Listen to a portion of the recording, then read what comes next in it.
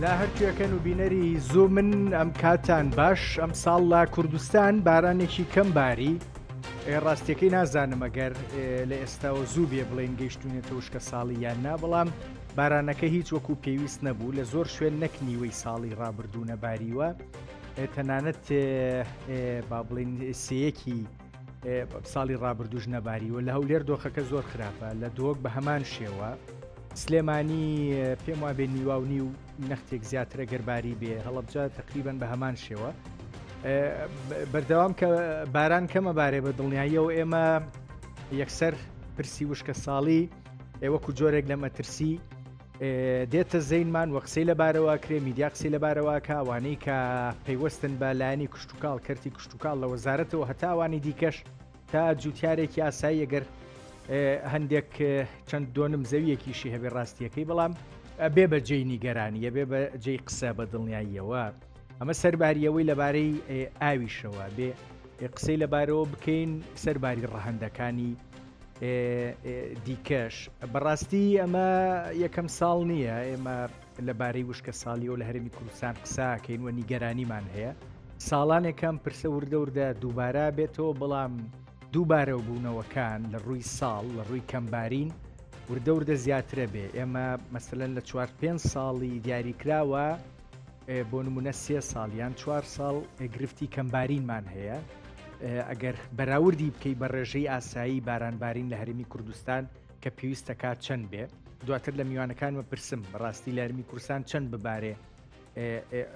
دۆخێکی ئاساییە لەوە کەمتر ئەکرێوەکو وشکە ساڵی یان وەکو جۆرێک لە گرفت سەیری بکەین سەرباری ئەم دووبارە بوونەوانەی پرسی کەمبارین گرفتی ئاو ئەگەری وشکە ساڵی بەڵام ڕاستیەکەی لە هەرمی کوردستان پلانێکی وان نابینی کە با بڵێن ئاماژە بێ بۆ تێپەڕاندنی وشکە ساڵیە دیاری کراوەکانی هەر ساڵێک کە ڕوئەیە ئەمە سەرباری ئەوەی کە ئەوەی لە بەردەمیشمانایە هەم لە ڕووی نێودەوڵەتیەوە هەم لە ڕووی ناوچەیەوە لەباری کاریگەریەکانی ئاوهەوا گۆڕانی ئاوهەوا بە دڵنیاییەوە باش ناڵێن خێر ناڵێن بۆیە ئێمە ئامادەین بەڕاستی بۆی لە بەردەممانایە یان نا من ئەوەی ئەم ساڵ و ئەوەی کە لە بەردەمیشمانایە لەگەڵ دوو میوانە گفتوگۆکەم دکتۆر ساڵح نەجیب مامۆسای زانکۆ پسپۆڕی ژینگە دکتۆر ساڵح لە ستۆدیۆ لەگەڵمایە دکتۆر بەخێربەی باشبی ڕێز هەیە دکتۆر مەنسوور سوهرابی پسپۆڕی ئیکۆلۆژی و ژینگە بەڕێزیان لە کۆڵنی ئەڵمانیاوە لەگەڵمانن دکتۆر مەنسوور ئێوەش بەخێر بێن سواسی ئامادەبوون تەکەم پێم وابێ دکتۆر ساڵح ئەمە دووەم جارە من بەرنامە لەسەر مەسلەی ژینگە و ئاوهەوا ناکەم سوتفە هەردوو جارەکە هەم دکتۆر ساڵح بەڕێستان هەم دکتۆر مەنسوور میوانم بوون بۆیە پێم خۆشە گفتوگۆتان لەگەڵاکەمەوە دکتۆر ساڵح لە وشکە ساڵیین ئەم ساڵ یان زووە وا بڵێین طبعی ئێمە کە باس لە وشکە ساڵیەکەین بێ وشکە ساڵیەکەمان تۆزە بە زانستیانە باسی جا بۆم باسکە ئێمە وشکە ساڵی میترۆلۆجیمان هەیە میترۆلۆجی ئەوەیە یعنی ناوچەیەک بە تایبەتمەندێتی خۆی ناسراوە ئێستا لە هەرێمی کوردستان ئێمە 3 ناوچەمان هەیە کە ناسراون ناوچەی با بڵێن نیمچە وشک ناوچەی وشک ئەو ناوچانی کە باران تایە گەرنتیە ناوچەی وشک ئەوانن کە 200 بۆ 300 ملیمتر بارانی لێ ئەمە زیاتر گەرمیان و ئەمە منطقی گەرمیان و عێراقیش بەشێکە لەو حاڵە باش وەکو ناوچەی نیمچە وشک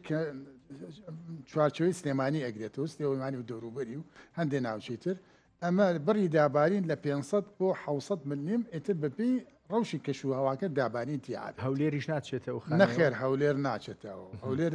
بەشی زۆری لە ناوچەی وشکە ئەشمارەکە هەندێک ناوچەی ترمان هەیە وەکو پێنجون و دەوروبەری کە دابارینێکی زۆری تیابارێ تا ئاستی 1000 ملیمتر تیابارێت ئەنجە ئەگەر هات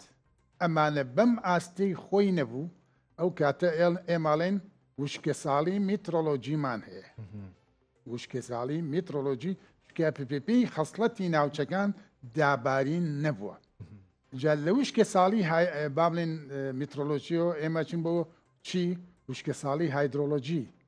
هایدرۆلۆجی کە یەکەم سایکڵی ئاو لەسەر ناوچەکەت بە شێوەیەکی تەندروست نەبووە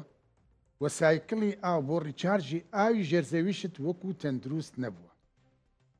ئەجا لێرەوە چین بۆچی ئەمەی دووەمیشان هەر لەسەر ئاستی ناوچەی ئیشی لەسەرەکەی بەڵێ لەسەر ئاستی ناوچەی ئێمە ئەجا ئاچین بۆ جۆرێکی تر جۆرێکی تر کە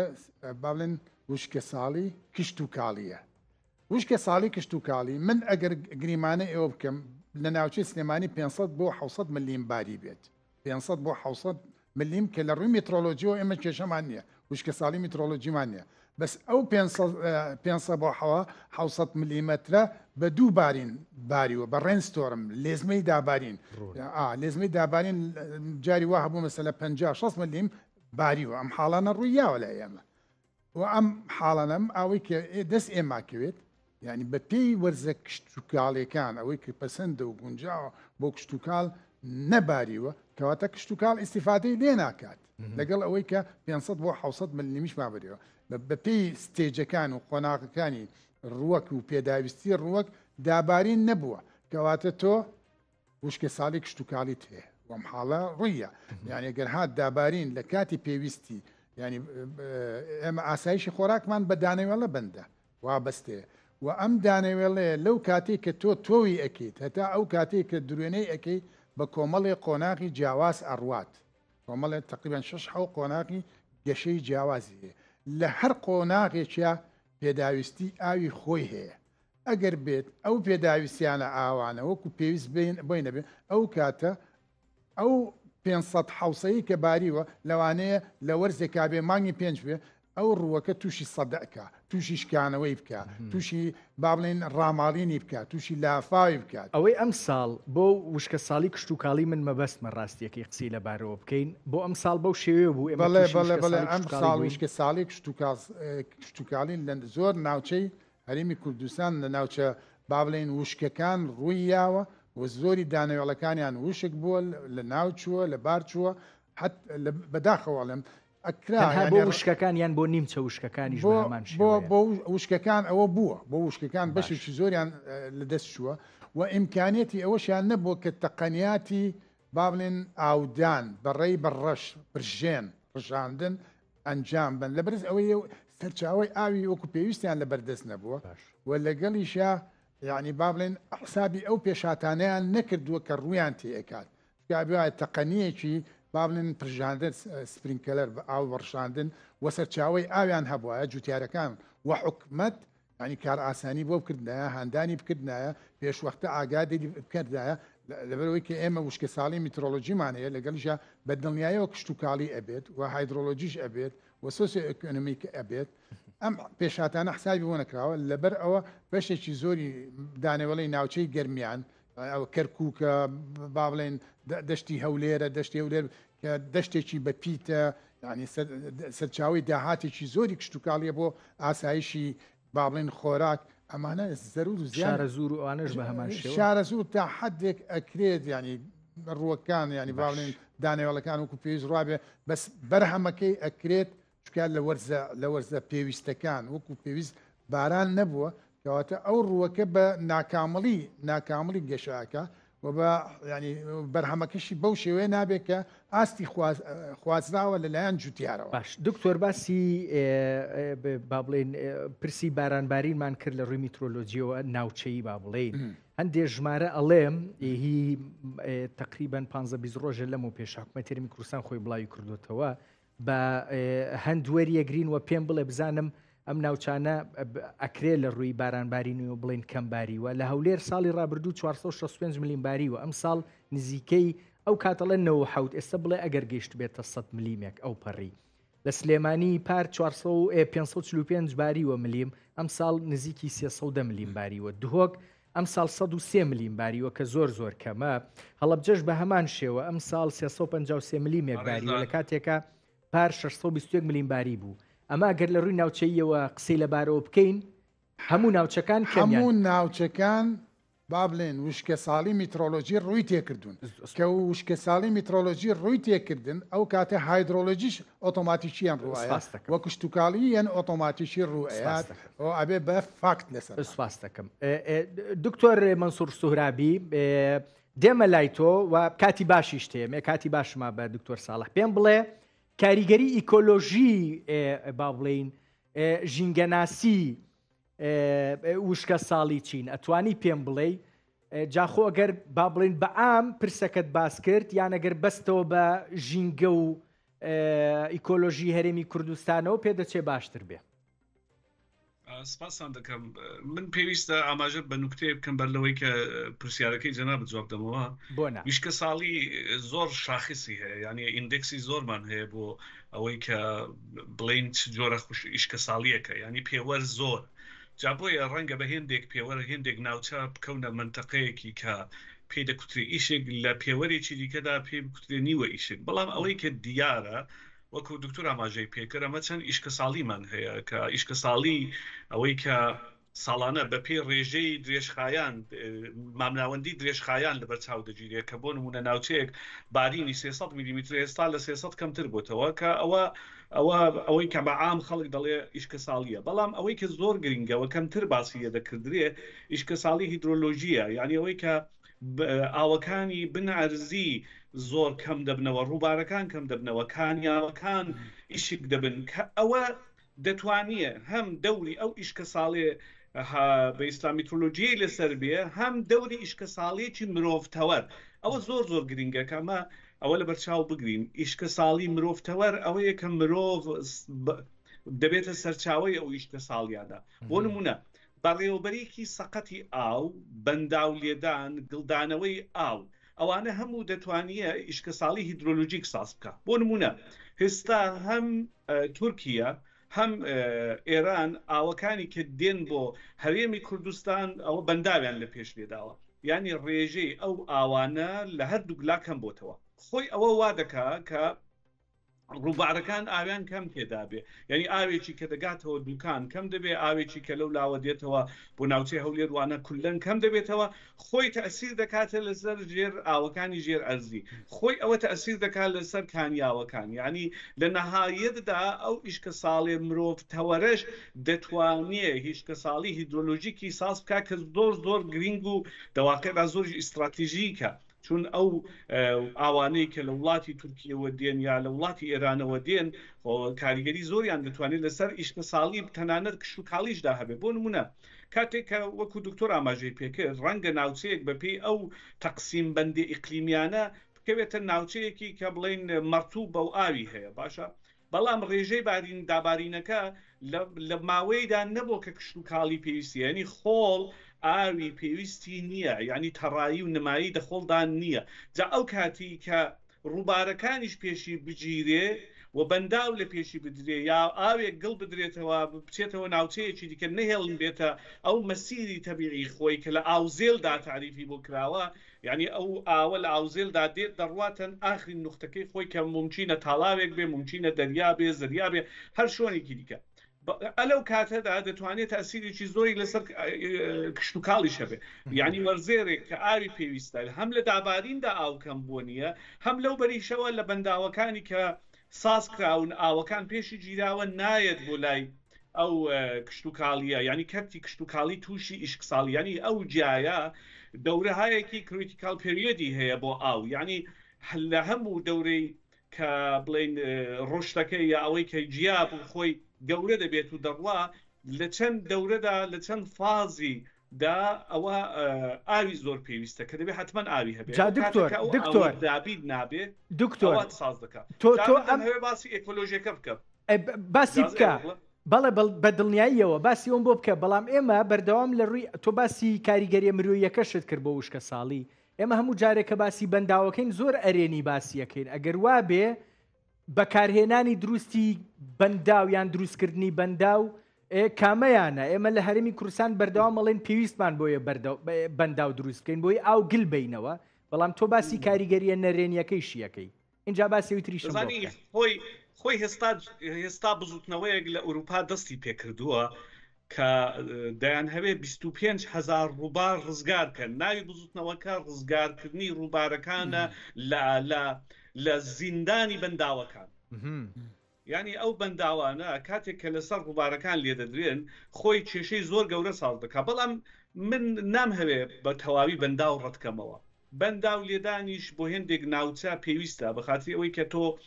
مجبوریە و ئاسایشی خۆراک دابین بکەی مەسلەی ئاوی خواردنەوە ئاوی بۆ کەرتی پیشەسازی بە هەر حاڵ جێگایە کە خەڵکی تێدا بێ ئەوە ئاویش پێویستە ئێستا ئاو بەندێکە لە مافی مرۆڤ و نەتەوەیە گرتوەکان زۆر تاکید دەکەن لەسەرەوەی کە مرۆڤ دەبێت لەلایەن حکوومەتەوە ئاوی خاوێنی بۆ دابین بکرێت کەواتە ڕەنگە بەندا و لە هێندێک شۆندا کاریگەری باشی هەبێ بۆ خەڵکەکە بەڵام لە کولیەتی خۆیدا بەندا و لێدان دەبێ ئاخرین ڕێگا و ئاخرین چارە سەرمان بێتەوە جا باسی کاریگەری ئیکۆلۆژیە دەی با ئەوەش بڵێم جاری وایە مەسایلێکی ئیستراتیژیک هەیە مەسایلێکی یعنی هایدرۆپۆلیتیک هەیە ئەتۆ مەسئلەکەت فقط لێرەدا مەسلەی ئاو و ئێکۆلۆژی و ئێکۆسیستم نییە لێرەدا مەسلێکی هایدرۆپۆلیتیک وا دەکا کە ئەتۆ هێژمۆنێک سازکەی و ئەو هێژمۆنە بەکاربێنی بۆ کارتێکی سیاسی بۆ نمونە حتا لە تورکیا لە زمانی ئاتاتورکدا بنەمای نەتەوەی تورکیان لەسەر مەسئلەی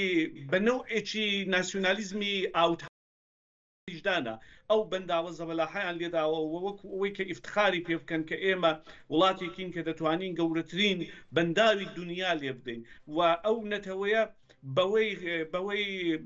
بنازێت کە بڵێ ئەمن جۆرێکم یعنی ئەوە من فەرقم هەیە لەگەڵ ئەوانی دیکە و مەسئلەی وەی کە بتوانێت تەئسیر لەسەر حکوومەتەکانی بندەستی ئاوەکە دابنێ یعنی کاتێک لە باڵات لەسەرەوە جاوە ئێستا لە ململانەکەی با بڵێن نێوان هندستان و پاکستانی شانڕاستیەکەی ئەیبین دقیقاً ئەوەیە بەس بچۆ سەر ئەوەی دیکە دکتۆر کاتم کەمەتخوا ئازێت نەبێ ئیکۆلۆژیەکە کاریگەری ئیکۆلۆژیەکە ئەوەی دیکەیان لە ساڵی 2007ەوە ئیشکە ساڵەیەکیش زیاد کراوە بە ئیشکە ساڵیەکانی کە دکتۆر باسی کرد ئەویش ئیشکە ساڵی ئێکۆلۆژیکە دەڵێ ناوچێ هایەکی یا جگایەکی کە زۆر بەردەوام تووشی ئیشکە ساڵی بوون بۆ نمونە 4-5 ساڵ بە دووی یەکدا تووشی ئیشکە ساڵی دەبن ئێکۆسیستمەکان دەگەنە جێگایە کە دواتر ناگەڕێنەوە پێشتری ینی ئەو حاڵەتەی کە بۆیان دێ و هێرشەی کە دەکەوێتە سەریان یا ئەو تەنیشەی کە دەنیویاندا ساز دەبێ گۆڕانکاریت بە وجود دێن ینی بایۆدایڤەرسیتەکەی دەگۆڕدرێ یا ڕەنگە لە هێندێک ناوچە ببینین کە عەرز ڕۆ بچێ یا ڕاماڵینی خۆڵمان هەبێ ئەوە وا دەکا کە بیابان ساز بێت جاری وایە دەبینی کە خۆی ئەوانە دارستانەکان لە بین دەچێت تەنانەت ئەگەر دوای ئیشکە ساڵی ئێکۆلۆژیک ئاویشت هەبێ زۆر زەحمەتە بگەڕێەوە ئەو حاڵەتەی پێشتر کە پێش ئیشکە ساڵێکە بووتە جا بۆیە ئێستا زۆر تەئەکید لەسەر ئەوە دەکردرێ کە ئێمە بە تایبەتیەوەی کە لە دەستماندایە بۆ نمونە و ئیشکە ساڵی مرۆڤتەوەرەی کە من باسم کرد لە وە تەئسیرەکەی باز لەوە دەکردرێ بۆی کە تووشی ئیشکە ساڵی ئێکۆلۆژیک نەبین ئێمە لانی کەم ئەو ئیشکە ساڵی مرۆڤتەوەرەی خۆمان بە جۆرێک کەم و کەمتر بکەینەوە بیگەین لە جگایە کە ئاستەکەی زۆر کەم بێ ینی مرۆڤ بۆ خۆی ئیشکە ساڵی پێک نەهێنێ کە بۆی کە نەگەینەوە ئێکۆلۆژیگەیشت ئێکۆلۆژیک دوای توش کێشە دەبێت بسپاس دەکەم جا دکتۆر ساڵح ئەگەر بەم پێ بێمە 4-5 ساڵ وشکە ساڵی ببینین ئیترەگەینە شوێنێک پێڵێن وشکە ساڵی ئیکۆلۆژیەوە ناتوانین بگەینەوە پێش ئەوە ئێمە ڕاستیەکەی گەر لە 10 ساڵی هەرێمی کوردستانە وەری بگری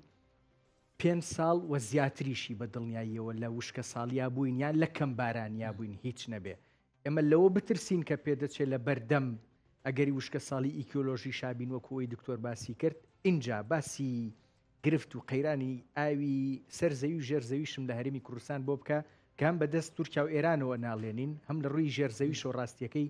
بەدەم ئەم هەموو بەدەستە و هەموو بیرەوە پێدەچێت بناڵێنین کە لە هەندێک شوێن بۆ نمونە لە هەولێر لێ دەدرێن بۆ پێدانی ئاو بە هاوڵاتیان بەڵام کاریگەریەکانی ڕاستیەکەی زۆر خراپتر نەسەروی کە ئێمە تەسەوریەکەین بەڵێ من طبعی دەستخۆشی لە بەڕێزکە دکتۆر مانسوورەکەم بەمەڵێ زانیاری باش خستە ڕوو حەزەکەم ئاماژە بە دوو خاڵی گرنگ کەوەنە ئێمە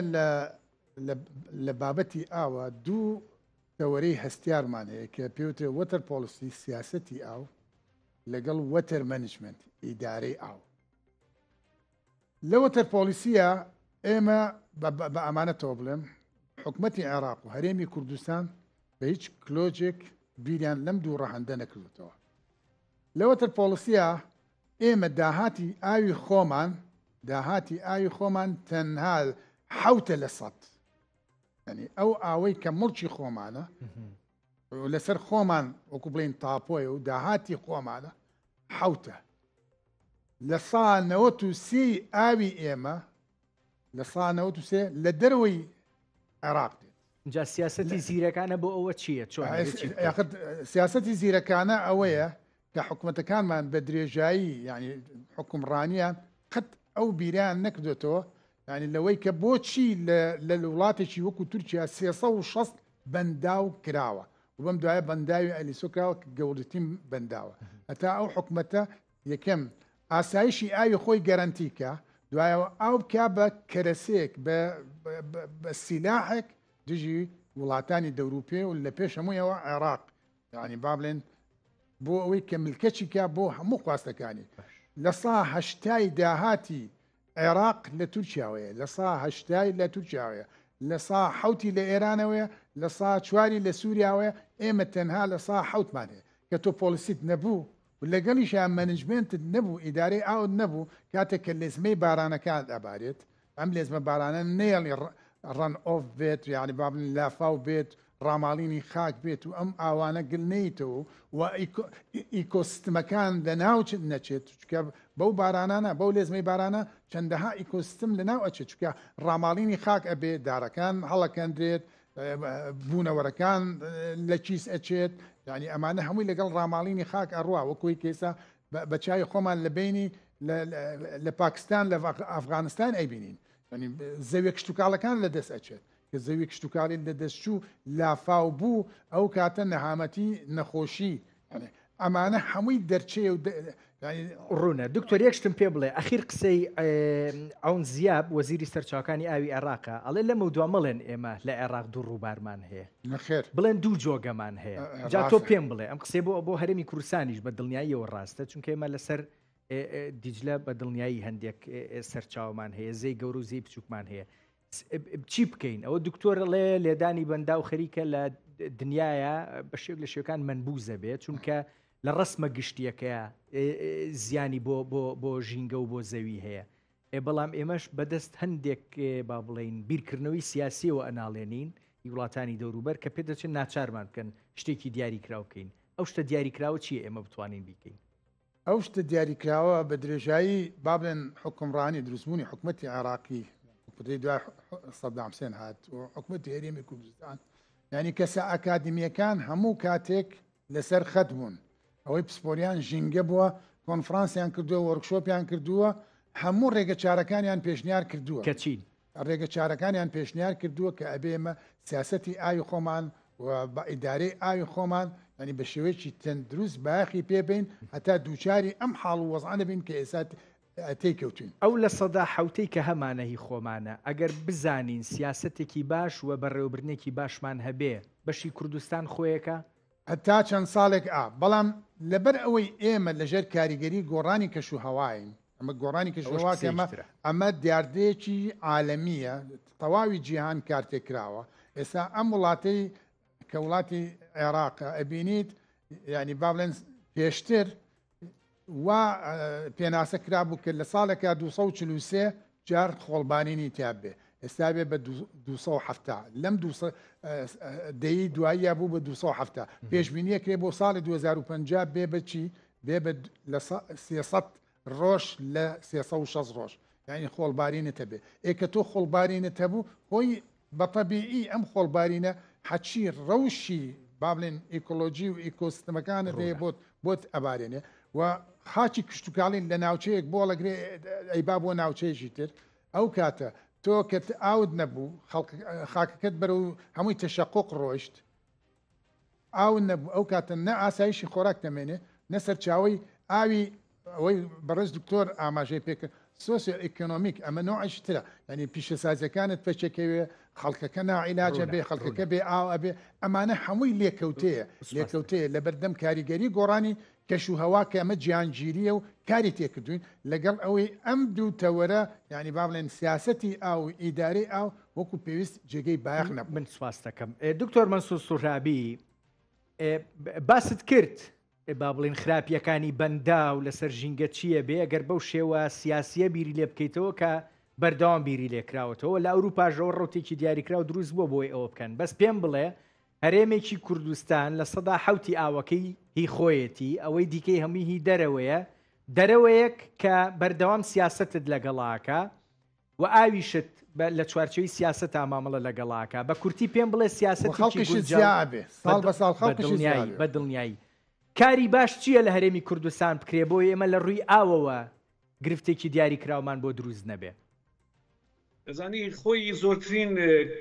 مەصرفی ئاو لە کشت و کاڵدایە ئێمە دەبێت کشت و کاڵەکەمان بەرە و ئاقارێک بەرین کە ئاوی کەمی پێویست بێ بۆ نمونە بۆ ئەوەی کە پێی دەڵێن گرین هاوسەکان یعنی ئەوەی گوڵخانەکان یا خانەی نایلۆ پلاستیکێکی پێ نەزانم لە هەرێمی کوردستان ئەو یعنی ئەمە لە کەمترین ئاو زۆرترین بەهرە وەرگرین ئەوە لە کشت و کاڵدا دەبێت ئاوەکەمان دابەزینێکی 150 تێدا هەبێ مەسئلەی دیکە ئەوەی کە فازلاوەکان دووبارە تەسفیە بکەینەوە ینی بتوانین کەڵکی لێوەرگرینەوە ینی لەو ئاوەی کە پیس دەبێت خاوێنی بکەینەوە کەڵکی لێوەربگرینەوە بۆ نمونە زۆر لە پیشەسازیدا پەساوەکانی کە لە پیشەسازیدا هەیە هەروە نابێت بەڕەڵای بکەینە نێو ژینگەکەمان دەبێت دیسان ئەوە بتوانین خاوێنی بکەینەوە و حتا دەکرێت ئیسفادەی لێ بکەینەوەی کە لە ئیسرائیل دەکردێت لە زۆر وڵاتی دیکە دەکردێت ئیسرائیل ئاوی زۆر لە ئێمەش کەمترە بەڵام هاتووە هەم بۆ بە شیرینکردن کە ئەوە ڕەنگە بۆ هەرێمی کوردستان نەڕەخسێت بەڵام ئەبوو کەمکردنەوەکەی هەم لە کەرتی کشت و کاڵدا هەم لە پیشەسازیدا کەم کراوەتەوە هەم مەصرفی سەرانە ئالمان هێستا ڕۆژانە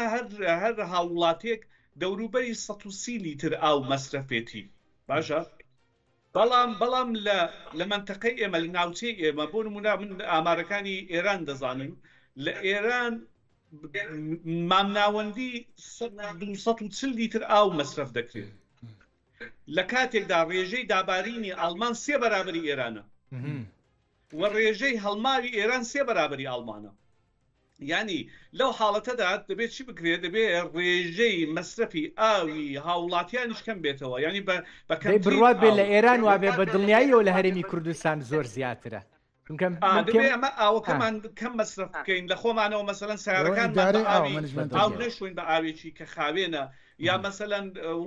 بە زۆری ئاو بەڕەڵا نەکەین ئاو لە زێر گرنگترە بۆ هەرێمی کوردستان مەسئلەی بەنداوەکانی ژا من پێم وایە بۆ بەنداو لێدان دەبێت ئەرزیابیەکی ئەکۆلۆژیک بکردێ ینی هەموو ناوچەکە لەندیوسکەیپی بۆ بکردێ بزانی لەوێ کاریگەری چەندە دەبێت لەسەر منتەقەکە لەسەر ناوچەکە لەسەر مایکرۆکلیماکە لەسەر ئێکۆسیستمەکان باشترین جێگا بۆ بەنداو ببینەوە بەنداو هەرێمی کوردستان مەجبورە بەنداو لێبدا من لەباری ئێکۆلۆژیکەوە ناڵم لەباری ئەوەی باسی سیاسێکەوە بەخاتری ئەوەی کە بەداخەوە لە ناوچەی ئێمەدا لە دکتۆریەنی داوا هارمۆنیکی کە ئیسفادە دەکردرێ ینی لەو حاڵەتەی ئیسفادە دەکرێت کە وڵاتەکان ئاویان میدلی کردو نەتەوەی کردو بۆ نمونە تورکیا پێی وایە ئەو ئاوەی کە دەچێتە وڵاتەکانی دیکە بەس ئیخۆیەتی دەتوانێت هەر جۆر معاملەی لەگەڵ بکە لە ئێران هەروایە لە ناوچەکەدا ڕوونە ئەوە بەردەوام لەگەڵ یاژین دکتۆر مەنسوور تخوا شتێکم پێ بڵێ بەلامەوە بینە بارانی دەست کرد ئەمە زۆری تێچێ بە ئێمە ئاکرێ بە ئێمە ناکرێت لە کوردستان چی بکەین باران کەمە بارێ خۆ بارانی دەست کرد هەیە باشە بەڵام هێندن ناتوانانی ئەتۆ زۆر سەختە بتەوێت لە ناوچەیەکی بەرفراوان و بڵێ لە ناوچەیەکی پانتایەکی زۆر داوکارە بکەیت یعنی هەم هەزینەی زۆر لەسەرەیە هەم ئەوەی کە احتمالاً 100% بێن نییە یعنی تۆ ناتوانانی بڵێ 100% لە ناوچەیەکی زۆر بڕبڵاودا باران دادەبارێن ئەگەر وابایە بە دڵنیاییەوە لە کالیفۆرنیا کە بەردەوام ئیشکە ساڵیە لە تێکزاس ئەویان دەکرد یا لە ئیسرائیل ئەویان دەکرد من پێم وایە کە بەر لەوە ئێمە دەبێ ئەوانەی کە باسم کرد سرنجیان بدەینێ و کەرتی کشت و کاڵەکەمان چارەسەر بکەین پیشەسازیەکەمان دروست بکەین مەصرفەکانمان دروست بکەین و لەو بەریشەوە سیاسەتی ئاوەکەمان هاوتەریب دەگەڵ ناوچەکە من بۆ ئاخیر پرسیار نایەمە وڵات ئێستا لێتەکەم بە دڵنیاییەوە لە بارەی گۆڕانی ئاوهەواوە بەردەوام پێم وابێ سەیرەکەیت با بڵین متابعاکەی و کوردستانیشت بەلاوە مەبەستە جا ڕۆژهەڵاتی کوردستان بیا ئەوانەی دیکە ئێمە لە ڕووی گۆڕانی ئاوهەوا لەبەر دەم دۆخی خراپترین لە ناوچەکە بە تایبەت لە کوردستان دەزانی زۆر سێناریۆ هەیە یعنی ئێمە ناتوانین 100% بڵین کە بەرەو چۆ دەچێت دەتوانێت سێناریۆیەکە بێ زۆر خراپ بێ دەتوانێت سێناریۆیەکە بێ باشتر بێ بەڵام بەگشتی ئەو منتیقەیە تووشی گۆڕانکاری دەبێت تووشی گۆڕینی کەش و هەوا دەبێت لە هێندێک ناوچە بگرە لە هەرێمی کوردستانیش دابارینەکان زۆر دەبێت سێناریۆکان مۆدێلەکان وا دەڵێ لە هێندێک ناوچە زۆر ئیشک دەبێت یعنی ئیشکە ساڵیەکان بەردەوام و زیاتر دەبن هێندێک ناوچە ممکنە دابارینی زیاتر هەبێ هێندێک ناوچە کەمتر جا بۆیە حکوومەتی هەرێمی کوردستان بە باوەڕی من دەبێ پلانەکانی لەسەر ئەو گۆڕانکاریانە دابڕێژێ بۆ داهاتوو ناکرێت بە دابارینی ئەو ساڵ لە فکری 10 ساڵی دیکەدا سواس دەکەم دکتۆر ساڵح تۆ ئایندەکەی ئێمە لەباری ئاو هەوا و چۆنە بینی هەندێشتیشت نووسێتوانی بە پەلە پێم بڵێ بەس کاتم زۆر کەمە ئەوەی کە بەڕێزکە دکتۆر فەرمووی سەبارەت بە تەورەی وەتەر مەنیجمنت یعنی ئیدارەی ئاو ئەگەر بێت حکومەتی هەرێم ئەمە پەیڕە و کات و یەکێک لە بنەماکانی ئەم با بڵێن تەورەی مەنیجمنتە UN لە ساڵی 2015 حەڤە ئامانجی بۆ وڵاتەکان دیاری کردووە ئامانجی ڕقم 6 ئەوەیە کە ئەڵێ ئەبێ کولی وڵاتێک بەروەی کە با بڵێن ئاو کەم ئەبێت ینی بە حکمی گۆڕانی کەشووە و دانیشتوان زیاد بێ پێداویستی لەسەر ئاو بۆ ساڵی 2030 لە سا 50 زیاکات بۆ کشتتوکاڵی لە سا 20 زیاکات و هەروەکو بەڕێز کاک دکتۆری فەرمی لە سا 80 ئاوی ئێمە بۆ کشتتوکاڵە ئەگەر بێت تەقەنیاتی ڕێی جیاواز و ئەسنافی جیاواز بەکاربێنین ئەتوانین ئەو لە سا 80 ئێمە کەمکەینەوە ئەمە خاڵێکی گرنگ دووهەم تەورەی گرنگ ئێمە ئەو ئامانجەی کە ئاراستەمە کراوە ئامانجی ڕقم 6 ئەڵێ هەموو وڵاتەکانی جیهان بەوانەی کە با بڵێن دابانیشیان زۆرە ئەبێ چی بکەن وەتە ڕیسایکل بکەن یعنی ڕیسایکلی ئەو ئاوە بکەن ڕیسایکلی بکەن معالەجەی بکەن بۆ ئامانجی کشتتوکاڵی ئەتوانێت بەکاری بێنێ بە تەقەنیاتی مەسەلە زانستیانە و لەگەڵ ئەوەی ئەسنافی جیاواز بەکاربێنێ ینی ئەسنافی جیاواز کە بەرگەی وشکی بگرێ ئێمە ئەتوانین ئاسایشی ئاویش ینی گەرنتیکەین لەگەڵیش ئاسایشی خۆراک گەرنتیکەین ئەمما ئەگەر بێت ئێمە بێخەم و بێخەبەر بین لەم بابەتانەی کە بۆمان دیاری کراوە لە بنەما زانستیەکان بۆی کە بە دواچوونی چارەسەرێکی گونجاو بکەین بە دڵنیایەوە ئێمە تووشی نەهامەتی گەورە ئەبین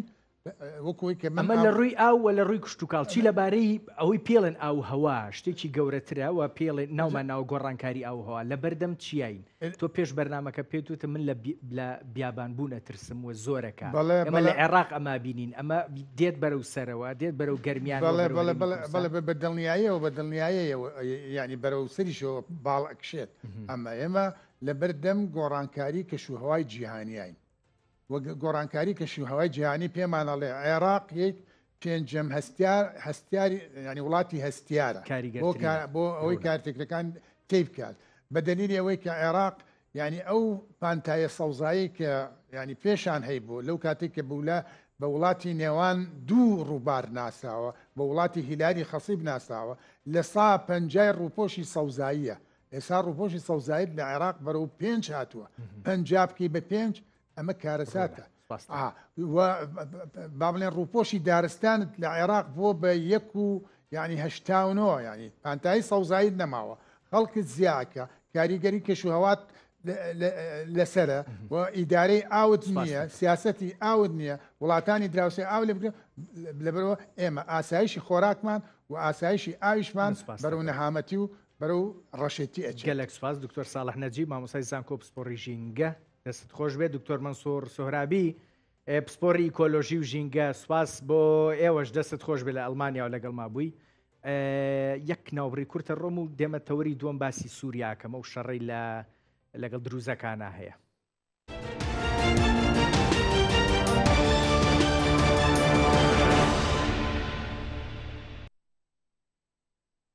باش دووبارە سلااوتان لێبێ لە هینەوە لە بە سکایپ ڕاستیەکەی دێمە سەرتەوەری دووەم کاک مەسعود محەممەدم لەگەڵایە ڕایشکار و شرۆڤەکار لەبارەی ئەم پێشهاتانەی سووریاوە نزیک دیمەشق لە خواروی دیمەشقەوە لە شەڕێک لە ئارادایە و دووشەوە ڕاستیەکەی دەستی پێکردووە سەرەتا لە جێرمانە هەندێک پرس لەگەڵ دروزەکانە ڕوویاسە گواستراوە بۆ سەحنایە و ئیسرائیلیش تەدەخولی کردووە جابزانی ڕاستیەکەی ئەم پرسە بەچۆگە لەگەڵ کاک مەسعود محەممەد ڕایشکار و شرۆڤەکار دەست بە گفتوگۆکە مەکەم کاک مەسعود سلااوت لێ بێ هیوادارم زۆر باشبی بەخێر بێ بۆ زووم ئەم دەسەڵاتی ئێستا لە دیمەشقە لەگەڵ کووردا بەشێک لە گروپەکانی بە تایبەت ئەوانەی کە نزیکن لە سووریاوە لەگەڵ کووردا لە هەڵکشانی سەربازیا بوون دواتر پرسی ساحلمان بینی با بڵێن لەگەڵ عەلەویەکانە ئێستا هاتۆتە سەر مەسەلەی دروزەکان پێم وابێ بەڕاستیم هەڵکشانێکی چاوەڕوان کراو بوو سلاف و ریسش هەموو شەوانێ هێژای قناة زوم و تیمی ملت قناة زوم سپاس بووە ممنون سر مجال سوري امرو مفتي سوري اوك بلوكر نومك باش بلوكر انه خوني سوريان سر سوريان حرامه انه سوري بکشه چه طائفه به چه قومیت به چه دینی خوبه حرامه گفته بکشن از چه کی بالکیش بو امرو هیرو بلا بو ل پر کتیب سوری شورش سوری پرسکری خوابو نه یک شورشی بو نه یک ریوبری بو نه یک لشکری بو یعنی وکم بیژن قصده هبو لجبهة نصر هتش هبو لجيش الوطني كريتوي بتركي هبو لهناك عندما مثلا ريجيم السوري هبو وهناك دروزيشي وكي بيجن باي برومات باي رجال كرامه او نجي هبون ل السوري دا اف 14 سالنا شركي نبس شركي ديجي نوبري ريجيم اوبوزيسيون دا تشيبو نوبري حكومتي ومعارضه دا تشيبو نوبري طائفي ديرا تشيبو وكي اثيني وكي قوميتي وكي نوت باراست دا تشيبو اي سوري سنيد بيجي اف بشار علويه ام تجوي در كدنا اي دروزي بيجي اي او شرون امنا شرون نوبري دروزيون علوي نوبري سنيون علويون دي كرد بيجي ام خطا سيامينن ل كاسنا سوري دا هنا نا او نا وكي اندام داعش بون اندام القاعده بون اندام جبهه نظر بون چاتای کریتای ترکی نه چاتای کریتای قطر دانم افکاس نصر سوسیال کارتکن کس نی وندن ایگوریان شیشانی هنم ابنا نه او خو وانا هاتنش بوی بس جهاد وانا چکتن زانن جهاد نه زانن سوری راستك برز مسعود يعني براسي دمشق احمد الشرع او چەند مانگە ئەڵێ من وەزارەتی بەرگری دروستەکەم و دروستی کردووە وەزیری بۆ داناوە کۆنگریان بۆکە هێزەکان کۆکاتەوە ئەکرێ هەتا ئێستا نەتوانێ کاریگەری و با بڵێن دەسەڵاتی بەسەر گروپە جیاوازەکانان نەشکێ فتوایەکی دیاریکرا و قسەیەکی دیاریکراوە توانێ دنیای گروپ بەرباتە مثلا پێکهاتێکی دیاریکراوی سووری امر مفتي او ريوكا احمد شرع دبو مفتي السوري واحمد شرع ويوكا مفتي السوري ايرو اب نو ما باش بو بس احمد شرع نكوني وانا جروبونا كنترول بكي شمو هر جروبك الدوله دغريدوي وكي ام بيجن عمشوت وحمزه تو تركمونن تركي دغريدوينا كاز نقول دين خوبون بكي واحمد شرع قدام تشوف تركي وهات فهيم عيسى و ابو عمشي وجهي كتيبه انا كريتوي بتركمان وكريتوي بتركي تا چاته تركي بون بنا شون دا اذربيجان شون ليبيا افراغي كرنا ريبابري جي ارتش سوري نو ام زانن احمد شرع نه يعني كتي وكي خرابك ولاتك خراب وبر دست ديدانا احمد شرع خوازه قلت چالسرو کی چک نکنه چکه احمد شرع نکنه گروپی مثلا وی القاعده گیان کارکرم بده نکنه ای چاتیون کو بره به ترکی دو گریدون حتی امرو نکنه ورا کنترل بکه مثلا بشتكو بشار كتا بشار الوشيو الريفيو ريجيم بحث الوشيو دروزيان رابو ونشي اوي خاطش وكي قاساتي ونشي اوي خاطش كرهيز اخوي عسكري تشكر ل برخنا سر دروزيان هاتا كرن وكي امبيجن دروزيان دم وقت كو شر نوفري كردون وقاعده ابو نوفري كردون وشاتي كرتي تركي ابو نوفري كردون وقاساتي وداعش هادو دروزي ورك نا شركر نا شكر وك ريجيم السوري بون يعني رژیم سوری او واندا پاریزاری واندا عسکر خوجبون پلیس خوجبون کار خبر دوام دکر لکاتی گوش هلوشیا رژیم بعث هن دروزیان گروپ خو چکرن هيز اخوي عسكري تشكرم ورخنه مازن سرون هاتا قوتن انه تشنا اسرائيل ولكن بيجن انه الرياح خرة على قيخ واتشيد كان نعم بيجن با عربون يعني اسرائيل وكي خطك الصورة نعم امريكي كشانية لاسرائيل بيجن خطك الصورة انه تشنا جروب واتشنا اسرائيل ياك ايدو يام ملتي كرت بخوان هاد في شريدو انه شري نوفبري دوريزيون واو دو سونيون دا بيجن نا ما بين حكومات ودورزيون دي نوفبري سونيون ودورزيون دي كسنا دورزيون كان بيجن فيصل قاسم اوجي روجمافاني و بايمان او بايكر قناه جزيره پر شری کردان کرد یعنی پر شری قصده کرد یعنی گیشت انه شورنا خراب سر کردان کرد که چه معلقی خود امریکیان راهیم نهاجی كشر ما بين دروزان خاكار كريا فملتي كرد بيجي وقت ايه دروزان شري ما ذكر برز مسعود يك برسياري دياري كراو راستي يكي بوتشي بو احمد الشرع گونجاوا پەیوەندی لەگەڵ تورکیایە بە تەواوەتی هەبێ هەوڵی پەیوەندی لەگەڵ هەموو وڵاتانی ئەوروپی و وڵاتانی کەندا و لە ژێریشەوە لەگەڵ ئیسرائیلی شاگرفتی نەبێ و پێوت بێ من لەگەڵ ئاساییکردنەوەی پەیوەندیەکانم بەڵام لەسەرەوە بەم شێوەیە مامەڵە لەگەڵ پەیوەندیکی دیاریکراوی دروزەکان یان کورد یان هەر پێکاتێکی دیکە لەگەڵ خەڵکی دیکە بکە بەڕاستی پێکاتەکان متمانەیان پێی نییە تۆ باسی فتواکەی ئەمڕۆی مفتی سووریا ئەکەی بەڵام هەمان مفتی 5 ساڵ 6 ساڵ 7 ساڵ لەمەوە پێش فتوای یاوە بە ڕەوایەتی کوشتنی کورد چۆن بتوانێت مامەڵە بەتەسەڵاتێک بکە ئەمە مفتیەکەی بێ بله يعني ام زولن اف مفتيو انو كسو اف مفتيو بخوا قال تركي بو لعين تابع عيرونشتي بو اف شري كردون كر بهيزو تركي نقول كرد نام سلمون اف خوا مفتيا لا ام بيجن هيرو تشكي بيجي انه برا شري سوري بردوم نكاف بوشا ام نو فانو كون فاكر صار بيروكم احمد شرب خوا عندهم كي داعش بو عندهم كي قاعده بو عندهم كي افغانستان بو العراق تقني تشد كرنا هيروجي حكومته عراق جيرو النفتاوي قانم تشينين اللي احمد شرع اوجد خوازه شرك ببه يعني ك ياك علوي بشكر انه هيسي خويا لشكري نامينن ياك دويام هيزي لشكري اي دروزيون نامينه اي سيام هيزي لشكري اي كردان نامينه قاصدان نامينه اتواني اما بكايا ناتواني براستي نتواني چما باشور نتوان بو روسيا حتى انه وزير کار دفاع روسيا سيرجي لافروف ببو وكي اندامكي ناشطكي سياسي جبو سوري دقول ام تجي كردانن ام تجي حقي كردانن ام تجي موافق كردانن كرد لازم موافق ايو خناصرين يعني ما قلت وزير حكومه روسيا ب فيسبوك جوكي رژیم سوریه چما شری حکومت کردی که روسیا بخواد خوازه کیف بشعتین خوازه قرم ببه حق جیرو بس کرد موافق خود بستین سوری دا بنا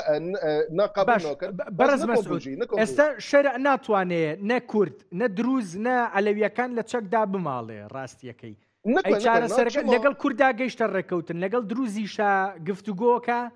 امی هي کنترول کری كفتكو هناك شيخ عقل نا ملات الدروزي تشونا صحنايه نا زوكي جغرافي سوري بيجم جغرافي سوري دمشق شام تلتك خو دروزينا جباشوري دمشق دا وحي محافظي السويد بيمشن السويدا جبل عرب كاشي عربون افجيش كيش دروزينا يعني ملاتي خوي برجي وناجي جبر دا رژیم سوری او دابو اونا رک دابونه کو چاک و سلاح راکن یعنی دام که وقت از شما سویدا مدی حمو ملت خوی سیفیل وقت رژیم سوری و بری شورش سوری یعنی چاک خوابون چما خدمت رژیم دکرن لبر سینور اسرائیل بون چاک دابونه اونا یعنی وقتی شرطو هنا کار دکن شورشی سوری ده 1900 وقت دم فرانسه کو سوری کنترل کربو دروزان شهر کرد یعنی دیروکا خواهنت شهر دا یعنی وزاننجی ويدو ملتك يعبد كرتياك ايه دويام ده اسرائيل ده بر وزير ودباط وفرقان ايه عسكري يعني بايلوت عسكري ايه طيارات اسرائيل دروزينا ده لبنان ده جروبه كي مثلا كي بارتيا لقاء ديمقراطي كمال جنبلاط ووليد جنبلاط ووئام وهاب وانا بيش كي دروزينا مالاش شاهين بيكن ومالا جان بولات بيكن اوش دروزينا وهيك قوند او لبنان جا ام قسي منه بس مو اي كم ببرساري كاك مسعود محمد ئەمڕۆ وەزیری دەرەوە وەزارەتی دەرەوەی سووریا ئەڵێ دەسوەردان ڕەتەکەینەوە و بەڵێن هەموو دەسوەردانێکی دەرەکی لەم کاروبارەی ئێستەی بە تایبەت پرسی دروزیەکان ڕەتەکەینەوە و هەر داواکاریەکیش بێوێ ئەم پرسە بە نێودەوڵەتی بکە بە هەمان شێوە ڕەتیەکەینەوە بەڵام بمانێ و نەمانەوە ئێستا دروزیەکان قوڵاییەکی با بڵێن دەرەکیان هەیە و ئەم دەسوەردانەشمان بینی ینی بردومانی ئیسرائیلیمان بینی ئەم پشتگیریە بۆ دروزەکان بەردەوامە بێ جا لە شەڕا بێ یان لە گفتوگۆ انها ام بيجن كسنا جروب وقتي ودام برسيرو بيشي جروبنا تشاتا هنا احمد الشرع نكون يوم كنترول بك انو تخوزن شر به سر سوسيال بالو كن دسبيك الشرع خو تشبو قوت يكي يعني قصه صار محمد پیغمبر حضرت محمد قوتنا يكي درزيه كوني فيديو تنا قدنگو يكي قوم من الزونه يعني كسنا خاص فتنه چه ببين وكي استخبارات وكي كسنا قاعده بكسنا داعش بون كسنا تركيبون خوزن چما تركي خوزه هيرو ام بيجن كرد ام قصده ام حواله امیر کنه حلیف امیر کنه دروزی حلیف اسرائیل کی مون تركي دو یونی گو جهانی گو نه نوته نه سینور ہے او نه سنی هیرو حواله تركي نه تركي خوزه شری کردان به چه به شری دروزان چه به سبی پرسکری که امیر کو چه بکه اسرائیل چه بکه او یا سوری کنترل بکه لامجي بيلي بنيامين نتنياهو روجا يكب اردوغان رو قلت خط الصوره تحمس برضه وري حمس يعني كان بيجي وكي بورسكرا اورتا سوريا نافبرا سوريا ديا جو اف بورسكا تنزكي نبي اف برضه سينوري منا جوي دبر اتابي كردون جي زوني كو شرقي فريجي يعني روجالاتي فريجي كو امي سوريا نا اردوغان تخوز وكي تركي تخوز حلب وحما وحمس نكوين ببلا شام كه برسكري كو خاطشي بچما شام علويتي دا برن دروزيتي دا برن ركناتي نيبي خو كردا که بیجی مثلا وقتی دین خریستیان تیدا پرن اسرائیل یهودی تیدا هنه وقتی دایفا کتین هی اوناش العراق و سوریه هم صائبا اوناش پارچه که یهودی نوش تیدا هنه لی نه امرو یعنی رئیس حکومت اسرائیل بود ایرش او بکن دروزه من اونخر و راس اونخستن تیاره اسرائیل رابو سر صحنایا یعنی که بیجی شاردارینه گریدای پارزگاه دمشقن داره تركي اسرائيل رابول ارتشا خص او احمد شرع خص يعني معناه خبونه بيقول ام خط الصوره قد درزوني زكي ما با برز مسعود اگر شر بردوام به اسرائيل بردوام به لا دستوردانه كاني لم شريا يعني قصي اسرائيل كان اويا دبلوماسي سياسات ده حواله متن وكي امريكان قوتي جورج واشنطن قوتي حواله متن دبلوماسيه السياسات هر كاس بينو بدل مصلحه خود قاره لا اسرائيل دروزیان باش خدمت یهودیان کرد اسرائیل دا نه لشکری اسرائیل یهانی دروزی که بیجوا که لشکر کی پارکیشه و باشه دولت اسرائیل چما پرسکری کو مشکلاش اسرائیل چه نکردن اسرائیل بجه هیدو او دروزی هنت اسرائیل دا پیوندی خو ملباتی و عشیری دروزی سوری نه علاقه خود دروزی سوری چه کنه ما که دروزی سوری در باس اسرائیل کرد دروزی اسرائیل و نام بیجه جولان وقنيت الجي دروزينا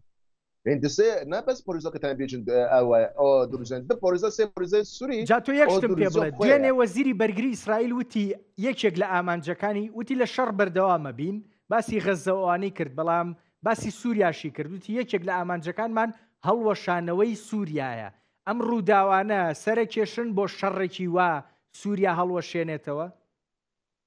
اسكي بيجم غوري يعني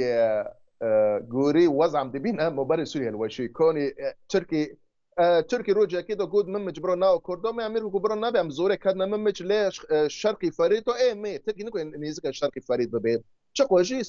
وسات تشرين بعد دافو تشرين جي ام نوبيج او شهيدنا قادو امريكي بخوا چون تيدو ساكنين و رينج او ريخصنا كرينجرز او امريكيه اي موينا وش چون تيدو رونشتن يعني قادية مسألة إنه كرد بدرجة نيزكي ما فرنسا كون نيزكي ما بين هكذا رئيس فرنسي أمانويل ماكرون قلت وبرا قصته كي لشكر جيش سوري كبنا هورجا ببي يعني وكي قصده جرو وكي فيلاقي يو فرقة ك جيش أرتيجوس سوري بي ياك إسرائيل تبيجي وإيه دروزون جي ببي احمد شرف بيشوي دبلوماسيكي احمد شرف كان اون كي يعني بردودينه يعني داره مثلا هيرو وزير خوي کار در ول بيجي نو ما گوتي امنو كفنا يكاتيو ابراهیم و اتفاقی ابراهیم امارات و اسرائیل دست بکرن انه دولت عرب و مسلمون اسرائیل اتفاقی ابراهیم چه بکن پیشی محمد شیبا يقول برسكريك نيو قام دي كافن تولي كنا ما صار شيء قصة نكري ليه ام كوري تبنين دبلوماسيا يعني قال كره يعني وقت احمد شرع شيء امريكا يا قال او كري يعني اتفاقيه ابراهام يعني تطبيع منظري سوري واسرائيل دو تشي بي احمد شرع خوازه هر درفون ها قد دولتي مثلا كي المانيا وكي فرنسا وكي امريكا عقوبان او عقوبات انا صار سوري وعقوبان راكي او بكلي بس شروط اخوانا سپاسەکەم ئێستا ئەحمەد شەرع هەم ئاڵنگاری سیاسی لە بەردەمە بە ڕازیکردنی ئەوروپیەکان و ئەمریکا ئەوانە بۆ لابرنی سزاکان هەم ئاڵنگاری سەربازیشی لە ناوخۆی سووریا لەبەر دەمایە مەسعود محەممەد ڕاوشکار و شرۆڤەکار لە بەلجیکاوە لەگەڵ مابووی کاتم نەما دەستت خۆش بێ گەلێک سوپاس دەست خۆش.